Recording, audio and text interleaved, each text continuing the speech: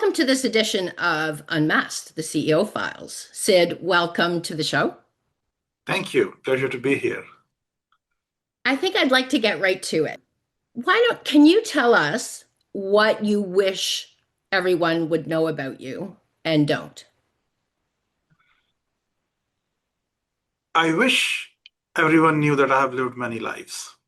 I have lived in seven, eight countries in almost all the continents and very different experiences. I grew up in India. I was educated in Eastern Europe behind the Iron Curtain.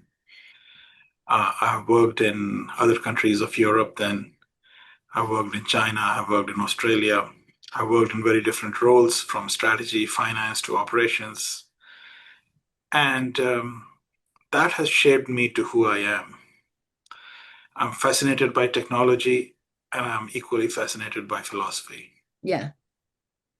And how has it shaped you as a human? It made me a better human. It helped me understand that there are certain values which are universal and they transcend civilizations, and a lot of things that make us different are more on the superficial realm. And you have to work hard, you have to have integrity, you have to have honesty, and you have to take charge of your own life. And you have to do good. Your company, your business, your actions have to do good for the society. Those are the things I've learned. Yeah. And what's the most important thing to you in business, in life, for purpose The as a most leader? important thing for me for business is to make a positive impact on two set of populations. One is the people who work in the company. Right. The other is our customers. I Yeah. do want people who work in the company to be able to grow. Work is one of the most important things which a company offers today. We spend a lot of time here and we depend a lot on work to from buying our houses to raising kids to paying for our cars. It has to be meaningful and it has to be satisfying. Not every day, but overall it has to be like that. And I think if we can provide an environment where people come and realize their potential, that's a great success. And the second thing is providing that value to the customers, because without customers you can't keep the lights going. It is the customers who need to be, who pay the bills, who make those jobs possible, and you want to make a big impact at the customer. Yeah. So tell us a little bit about process technology. How long has it been So around? process technology is going to be 50 years old company next year. Wow. It's 9 years old. It was started by my father-in-law. My wife inherited it. It was a very small company when we met. And since then, we have taken this small Midwestern company in the automotive segment to a global leader in our areas in the semiconductor industry. So we have transformed the company. It has been a great journey. And I'm thankful to my father-in-law for giving us the platform to take forward.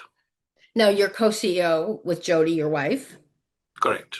And so what kinds of things does process technology do? Process technology is in two markets. One is automotive aerospace or industrial market, I call it, and the other is the semiconductor space. And in both the markets, we have two products. One is heating very corrosive chemicals, which are normally acids and which would eat up the metal if you heat them or if you touch them even. And the other market is, or other product line is power supplies. The power supplies help you plate metal on plastics or metals to prolong their life. In semiconductors, plating is used to connect the two transistors together so that the electricity can flow in the chip. Right. So what's an example of where you'd use those? Every single semiconductor chip made in the world has interconnects, which is the electricity has to flow between memory and logic or within the logic, and that's where it is used. Other is general industrial, your faucets, aircraft engine parts, automotive parts, all of them plated, shiny jewelry. Um, implants in the human body, they are all plated so that the surface retains its integrity over a long period of time and remains protected. So that's where it's used. Right. And thank goodness for parts that are inside our body. Yes, we do plate almost all the stents, or our products are used in plating the stents produced in the United States or anywhere in the world. Sid, how do you view leadership? How do you, so a lot of servant leaders or other kinds of leaders, they have a purpose inside the company as well as outside the company. So social impact, I know that you use technology to have social impact as well. Where does that come from? I think leadership is a very powerful force, but it's also very contextual. It's situational. A company goes through a lot of different phases of development, and different leadership is needed at different times. But essentially, leadership is about bringing out the best in other people, Mhm. and that doesn't change with the context. What also doesn't change with the context is getting them excited about the vision or the path where we are going. I think those two things are very important. And then there are a lot of other aspects of leadership which change with the context depending on which situation you are facing. If you are in a firefighting situation, it has to be very hands on. And if you are in a very strategic situation with very competent people with enough time on hand, then you are hands off. So those are different styles of leadership. And in life generally, so outside of work, you are very active in social impact. And you've done some things around the world where technology has made a difference, where you invest in other things and in healthcare and other places. Where does that come from? Does that come from you growing up and living in different parts of the world and just wanting to make a difference in other places, or where you were born, or how did that come about? Yeah, I think my early experiences that I was born in India, I studied in Europe, and that just shifted something in your mind. You become a global person and you see that things can make a global impact. And I always think about products or whatever we do to have a global impact. It should not be bounded by religion or language or borders.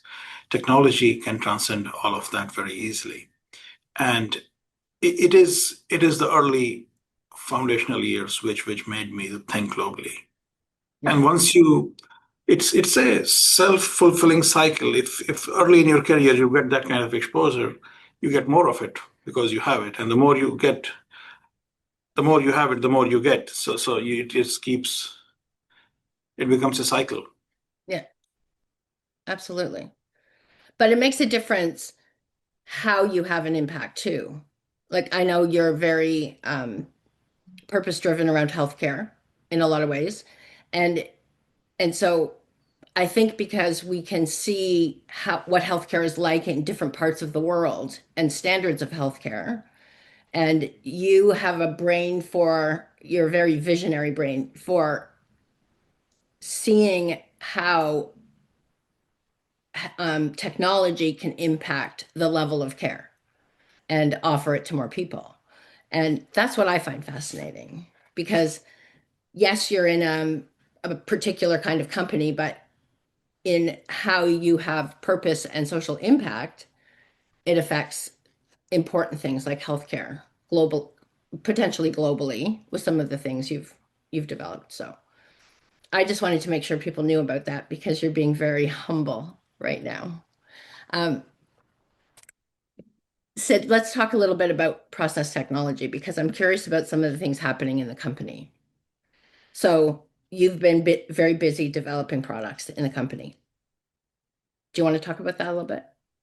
Yes, we are very excited about some of the new products we are developing. And one of the products has a huge social impact globally.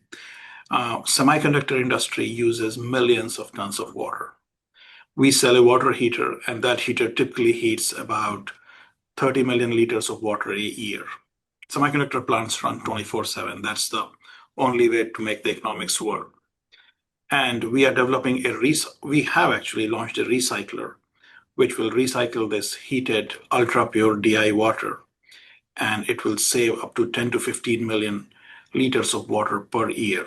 Now, this has huge impact in places like Arizona, which is the American emerging hub of semiconductor industry, or in Taiwan or Singapore, which are huge semiconductor producers and water scarce societies. And not only it saves water, it saves heated water. That means you are saving electricity and you are saving fossil fuels to a huge amount.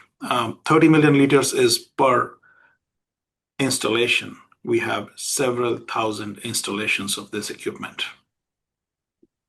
We are Wow. talking huge amounts of water here. Wow. And so your product, tell me in plain language, what does it do? What the current process is, you heat the water, you put it at 90 liters per minute into the process. And if it gets used, good. If it doesn't get used, you still throw it away and it's gone. What we do is we heat the water at 90 liters per minute, for example. And if only 10 liters of it gets used, we put back 80 into the system back again for reuse. And that's how it's saving water. The current process has very rigorous requirements. That's why they do it the way they do it. There is a logic to it. And we have to recycle with that logic, that the water that goes back recycled is equally clean at the exact temperature without more bubbles, because more you flow the water in a pipe, the more bubbles it collects. And we have mastered those challenges to create this product. Right. Because you had said if it has a bubble, then it can ruin the whole thing, right? It Yes, a bubble, because the semiconductor geometries are so small, a bubble is essentially impurity, and yeah, it will get stuck in that in some narrow space, and it will spoil the processing. that's amazing. And so And that's sometimes these bubbles could be so small that they are invisible to the naked eye. And at that point, because of the surface tension, they are very strong, unbreakable, almost particle-like characteristics. so because that can happen with recycled water. That's why normally manufacturing plants don't recycle the water, but with your product, it can go back. What wasn't used can go back, and they don't have to worry about the microbubbles. Yes, So- microbubbles and the temperature stability and the cleanliness, all of that plays a part in it. Yes, we have developed that technology to allow the semiconductor plant to recycle its water. Wow. That's how many do you know how many liters that is? That would like Every individual installation will save about 10 million liters, and if at 1,000, we are talking probably a billion liters of water per year. An amount of electricity used to heat that billion liters. wow. So it's a very sustainable, eco-friendly product, right? It is. Yeah. So Sid, AI has affected a lot of manufacturing, a lot of companies. How has it affected you at Process Technology? It is affecting us because we are seeing two areas where it's impacting any business. One is your internal efficiency. Using AI tools, a person can do a job in weeks and days versus what used to take a year. For example, if you're writing a software program, a very complicated control algorithm, and testing it, AI can do that in weeks, and normally it would take a year to do that. Wow. So if your engineering teams are not on board with that, you're losing a lot of efficiency, and ultimately, it's a question of survival. Yeah. The second area where AI is making a huge impact is your product. We are selling products, in case of heaters, safety is paramount. A company buying heaters needs to know that the heater is safe, and we are using AI to make the heater safe. The way we are using it is that AI will not allow the heater to function if it has been rigged by the maintenance department to keep working without the full safety which is part of the heater. And that is taking safety to totally new level. We can also count, measure, see the drift in performance of the heater, and elevate safety and maintenance to a totally different level. So that's a product you've developed and is for sale? Yes, our product is getting launched for display this month and available to sale in next quarter, where if you're buying a heater, you are buying one of the safest heater on earth. We have eliminated almost every possibility of failure with AI. And the biggest failure we have seen is lack of maintenance or somebody rigging the system so that they can keep running production if the safeties have failed, thinking they will come back and fix it and forget to come back and fix it. So human error. And with AI, we are eliminating those factors.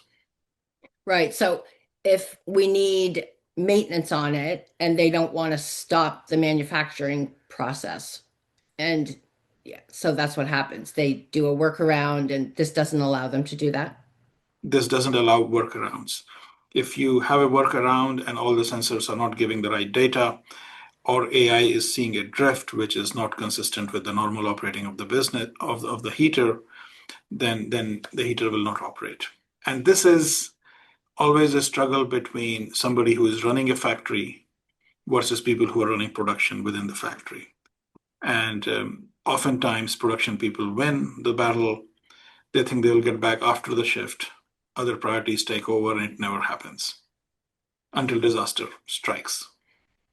So this would be an owner of the plant or CEO of the business of ensuring that safety, no workarounds, and regulations are because ultimately worst case scenario is it would cause a fire.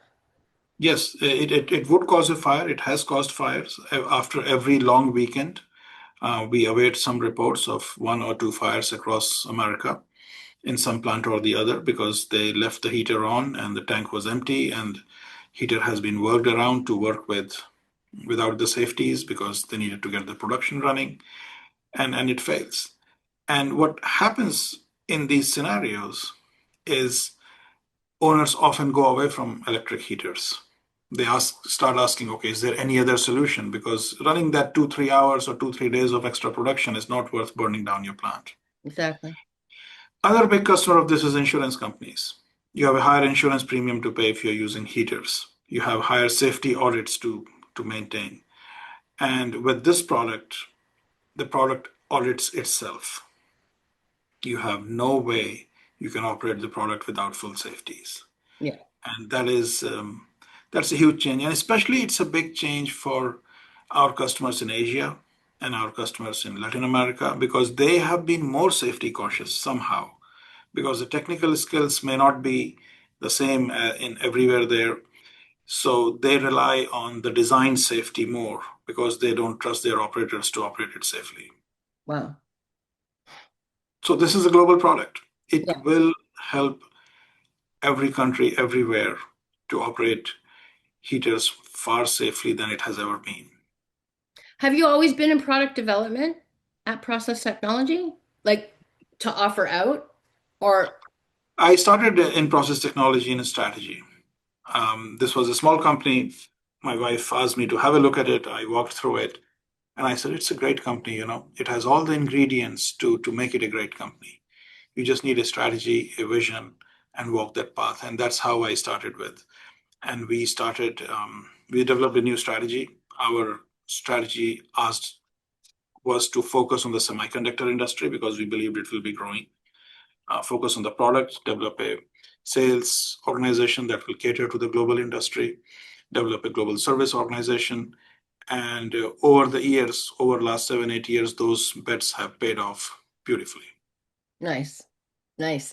So prior to Process Technology, you were Hmm. at public private sector companies in leadership.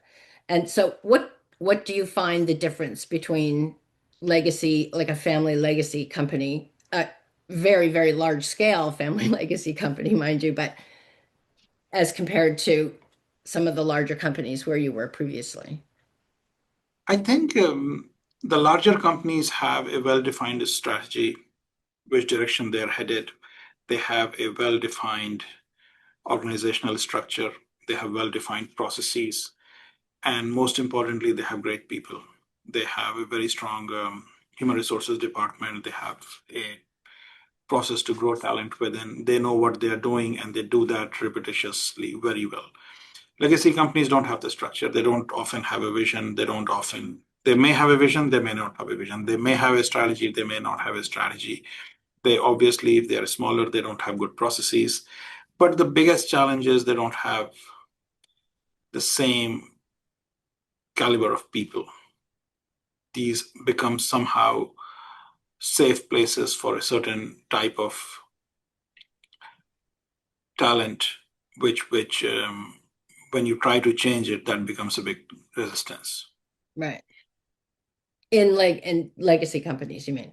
Yes, legacy companies don't have great talent. There are people there who are there because they have good relationships with the owner or they have good relationships with elsewhere.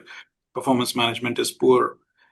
And because of all that, they accumulate good people leave and they accumulate the kind of talent you really don't want. So it becomes a negative cycle.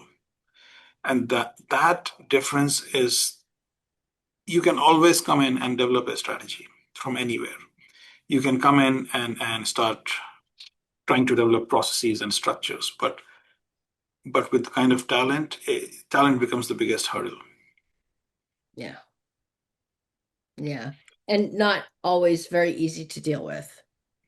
It's very difficult to deal with the in-house talent and also very difficult to attract talent from outside because they look at the company, they look at you're being static, you're just holding out in some particular industry, some particular space, not growing, and they don't want to come. And even when you get great talent from outside in a legacy company, there is a big difference. People who are very successful, let's say in a listed company, in a Fortune 500 company, they are used to operating in a well structured environment.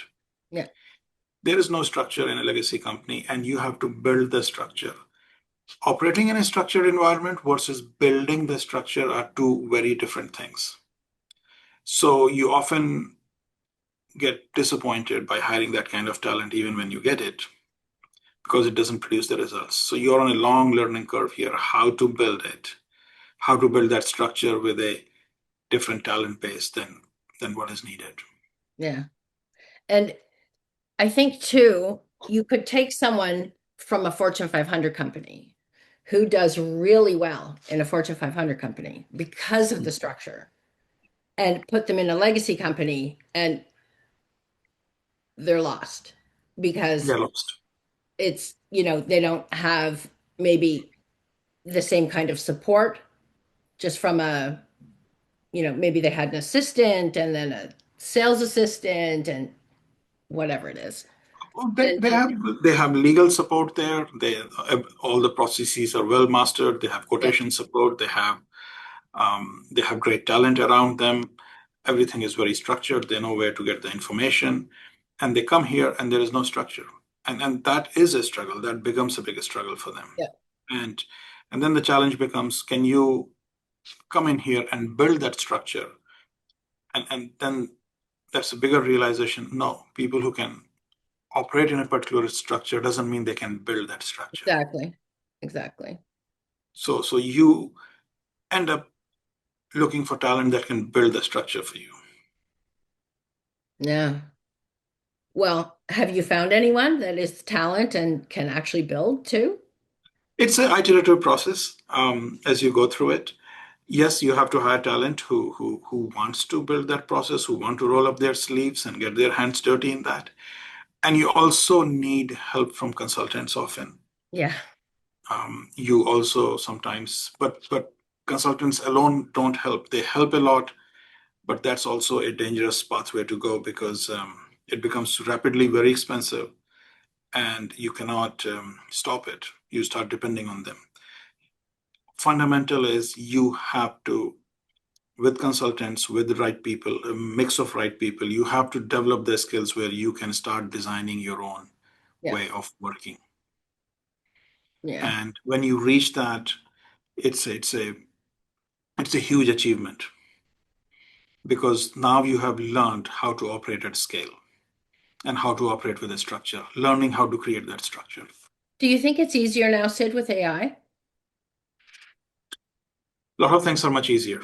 You can ask a question, how it should be, and AI will tell you how it should be, but you still have to do it. So knowledge access is so much easier with AI. Simple example, how you're processing credit cards, maybe you're processing it in a manual way, and you don't know what the answer is. Earlier, it would take 2 months to figure out internet research, calling few people to figure out how to do it the right way. You put it in AI, and in 2 minutes, you have the answer. What are the three best vendors you should go after?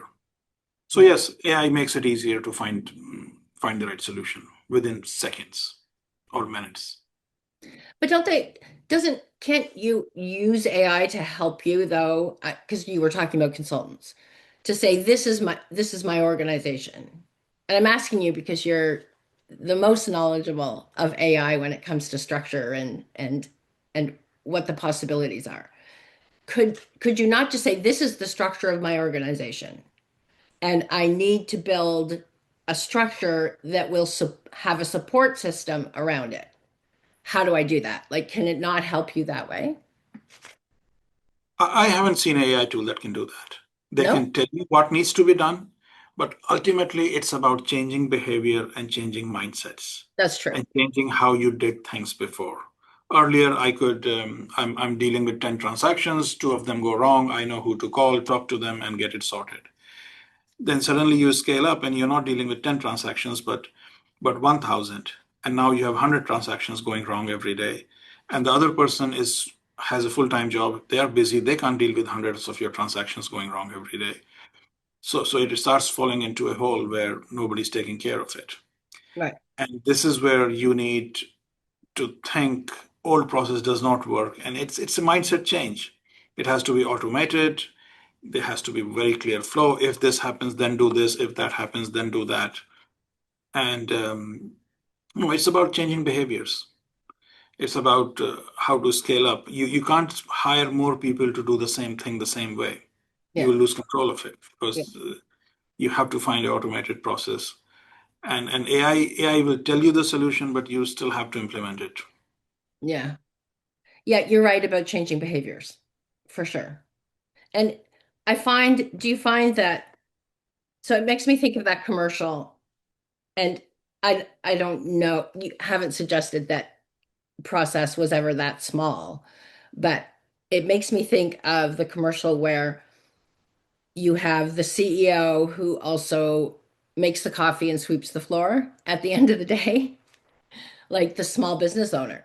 And Yes, because that's what they had to do to at in the early stages, they had to be everything until they could afford to hire people. And so in a lot of ways, that mindset sometimes starts at the top. And then right. once, so you can't really blame the people who are there because they have the same mindset. Well, I've always done it this way because I had to do it this way. So it kind of goes around and around. And I've just, having been involved with a lot of other small businesses and just seeing that same pattern again and again and again, because it's like, this is always the way we did it. And Yeah, so I think people people have that feel to. comfortable, right? Yeah, I think people have to learn to delegate. I used to do it. I do it perfectly. I know how to do it, but that doesn't mean you should be doing it anymore. Yeah, You should be able to delegate it. And delegation requires trust. And delegation requires that you accept that the other person will do it slightly differently.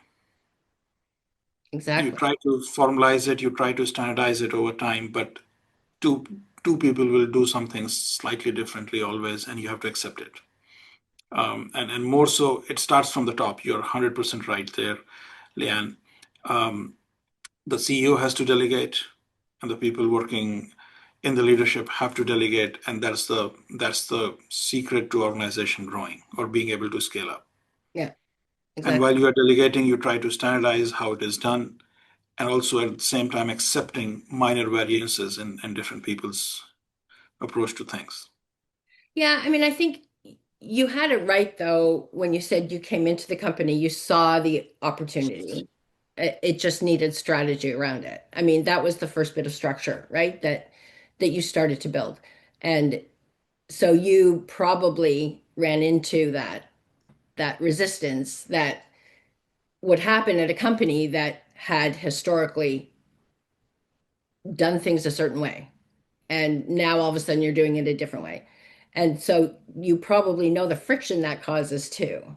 So it's not as easy as ever saying, why don't you just put the structure in place? Because 50 years, Sid, 50 years your business is going into 15 years. That's a lot of legacy to just 8 years ago say, we're going to do this strategy. So, I mean, I think this is a great point in the conversation. When I thought the business needs a new strategy, I just saw tip of the iceberg. yeah. We did develop a new strategy, and then I left the business and I went back to my job. 6 months later, I checked with my wife again, like what's happening with the strategy, what has happened, what has been implemented. Let's have a review. We sit down for the review, and there is a lot of talk going on. Yeah, we'll do this, we'll do that, and nothing has happened, zero execution. So I promised to my wife I'll spend 6 months, get this rolling. And the 6 months has become 11 years now. And that's how I got into the business. And the strategy was tip of the iceberg. You need people, you need process, you need structure, you need change in mindset, you need delegation, you need to be able to scale up, you need IT infrastructure, you need cash for all of that. And this has been a very it's a great journey, but at times it has been rough. At times it has been greatly satisfying when you win. But I never expected to be in this scenario. I learned every step of the way. I did not. For example, I worked only in Fortune 500 companies. So I thought when we tell something somebody and they say they understood it, it's a different level of understanding in a Fortune 500 company versus here when you're telling something and other guy says they understood it. They just nodded their head so that they don't get fired. Yeah, exactly.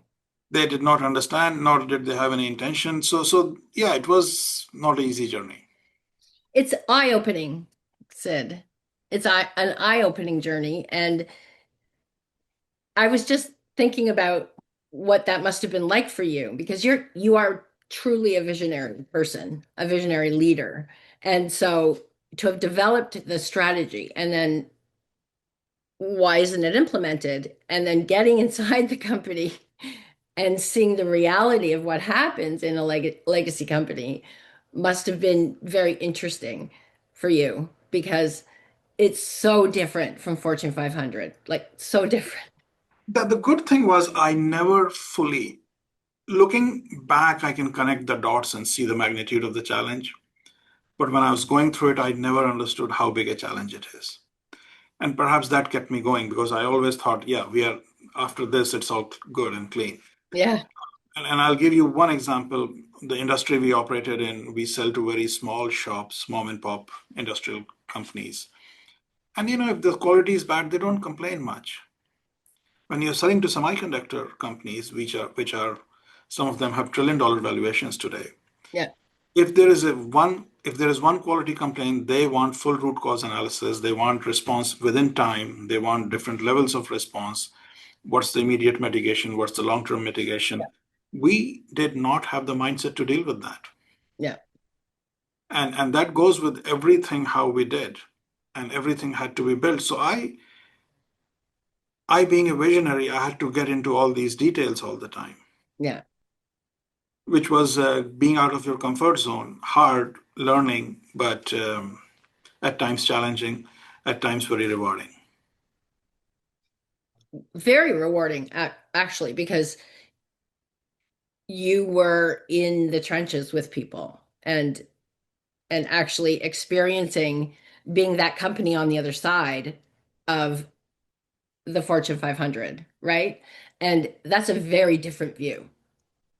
It's a Yes, hard view. I've been on both sides and it's a different view. And I it's a know different world. Yeah, a totally different world. So you know where they're coming from, and obviously you understand better what was happening on the other side. So it's it's in so many ways a really great leadership lesson, because there are many things that I see about you, but you're also a hands-on kind of get it done leader, and which is sometimes good, sometimes, maybe challenging.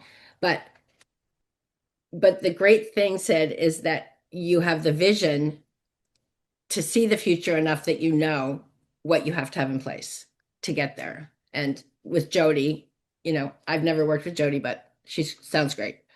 And that's why you're so successful today, right? And you have these new products too that are amazing. Yes, I think the most exciting product is the AI product. Yeah. And we are looking at in a plating shop, the smaller plating shops, we are looking at eliminating the role of tribal knowledge or making AI the custodian of tribal knowledge. Once AI learns your process, you don't need expertise and you can have as good a process as a highly automated and controlled shop. And you can compete with anybody if you're a So plating shop today. can you just, for the purpose of the people listening, just say what tribal knowledge is?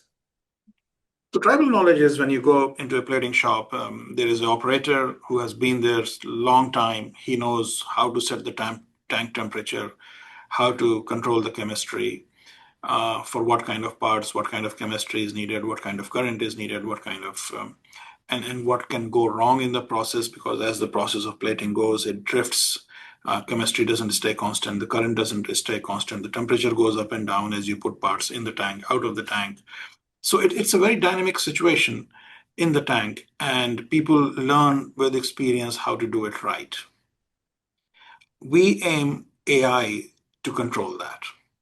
And once AI controls it, anybody who is plating can plate as good as any best plating shop out there.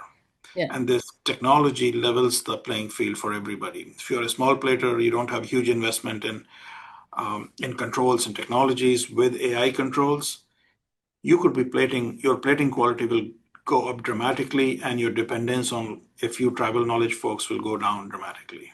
Wow. Yeah, that's amazing. It is Congratulations on amazing. that It too. is liberating. It is liberating to the platers Yeah. because you have, and it's a global product line. You can do it anywhere in the world. In India, for example, when I visit, my mother has to get a new faucet every 4 or 5 years because you buy the best quality, it is shiny, and after 3 4 years, the plating starts to flake off. Right. That is because of bad plating. The quality of the plating is not good, the process control is not good. Right. And with AI, they will be able to plate like the best platers in America. It's amazing. Yes, technology is a huge equalizer. Yeah, it is. Sid, and that's what I was talking about before with, with the things that you develop. It really, from a social impact perspective, it is a great equalizer from healthcare to faucets, you could say, right? Small Yes. business to big business. Like it's a good equalizer overall. If you could, so we'll finish with this question. If there was one thing that you would be able to tell leaders everywhere about something in the world, or you, that you feel strongly about, what would it be? That's a big question. I know. I think leadership is a very powerful force, and it's a great opportunity to be in that space when you are a leader. And it's not for your personal ego or enjoying the job. It's actually a responsibility towards the people you lead, It's a responsibility towards the organization in which you are a leader, and it's a responsibility towards your customer. And that's how I see it. I see it as a responsibility. Yes, people become leader because they look at their bosses and they think the job will be easier, and that's why they want to become the leader, or they want to become the leader because they think they'll have more control. But I see it as a responsibility. It absolutely is. And to develop. And I I would actually even go one further, just personally, is that I think leadership also has a responsibility to society to leave good in the world. If you have a voice and you can use that voice as the leader of a large or small company, if you have an audience of people who listen to you because you lead them, I just think your voice in the community, whether it's your local community or the organizations, that it makes a difference in the world. And I have this thing that leadership for good is acknowledging people with potential who wouldn't otherwise be recognized. And Oh, that's such a great point. Yes, without leadership acknowledging, a lot of great leaders would not be born. yeah, I'm here because some people saw the potential in me, gave me the opportunities. And not only that, those organizations like General Electric had the pathways to grow leaders who they found to be growable. And that is always the responsibility of a leader to give opportunities to the right people and help them grow. yeah, and Even those who are not leaders, help them grow into their potential. There are some people who will be great individual contributors yeah, and help them find their spot.